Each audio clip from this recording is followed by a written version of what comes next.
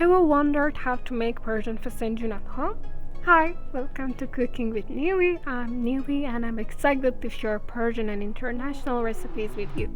This is my first video and we are diving into my favorite Persian dish, Fesenjan, a walnut pomegranate stew.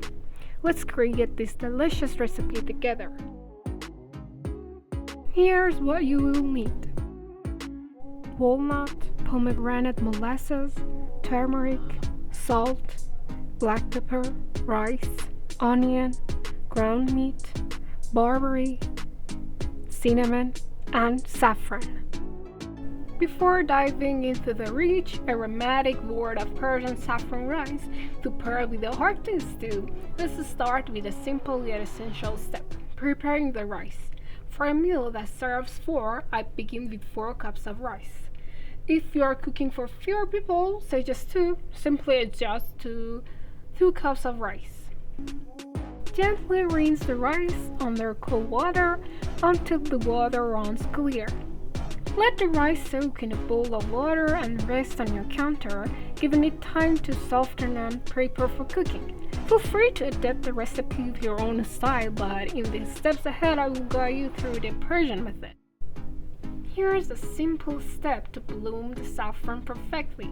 Grab a small pinch of good quality saffron threads and put them in a small cup. Gently crush the threads into a powder with the back of a spoon or a pestle. Then add a nice scoop to the cup and let it sit for 10 minutes to release its gorgeous golden color. Use half of this saffron water to mix into your rice and add the other half to your soup for a rich, flavorful touch. That's it! Let's get your Persian stew going with a tasty nutty base. Start by gathering 15 walnuts, 20 pistachios, 20 almond or apricot kernels, whichever you prefer or haven't had. Carefully remove their shells and put them on a bowl. While walnuts are the star of the classic Persian recipe, feel free to experiment with almonds or apricot kernels for a unique twist. Trust me, they bring a delicious flavor that elevates the dish.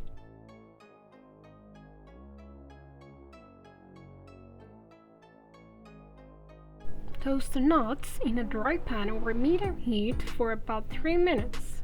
Be careful and don't let them burn.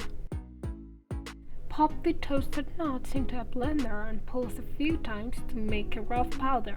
Keep it a bit chunky, not too smooth. Then add cinnamon, a teaspoon of salt, a teaspoon of turmeric, a teaspoon of black pepper, and saffron to our nuts mix. Also add 2 bowls of water to the pot and mix the ingredients. Put the cap of the pot and let it boil. Peel and grate 1 medium onion. Grab 350 grams of ground meat, beef or lamb both great. Then, in a bowl, mix the ground meat, grated onion, 1/2 teaspoon salt, 1 teaspoon turmeric, and 1 teaspoon of black pepper.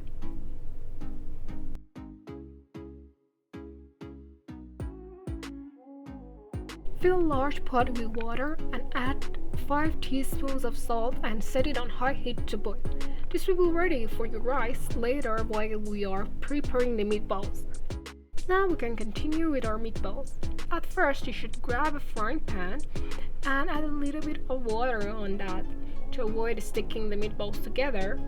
Now it's time to make small meatballs with our combination. Heat the frying pan over medium heat and cook it for about 10 minutes. By now your pot of water should be boiling. Drain the 4 cups of soaked rice and add it to the boiling water.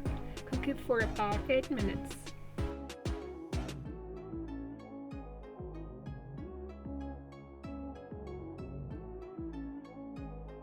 Now add the baked meatballs to the nut space pot.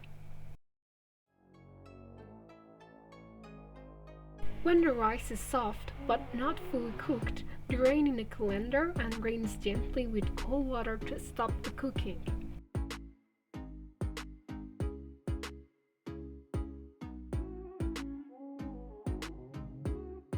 To make the tahdig, heat the same pot over high heat, then add oil and place flatbread. Now add the rice on top and poke a few holes in the rice to let it steam space. Drizzle some oil over the rice, cover the pot and cook on high heat for about 5 minutes, then lower to low heat and cook for 45 minutes or more for a golden tahdig without burning. Let's finish our stew. This is the most important part of making Fesenjan. For about 10 or 15 minutes before serving your dish, you should add 6 tablespoons of pomegranate molasses to your stew and let it simmer. Let's prepare the saffron topping while the stew simmers. In a small pan, add oil, then add 20 grams of barberries and saute them for about 1 minute. Now add the saffron water that we already made and also add rice, then mix them.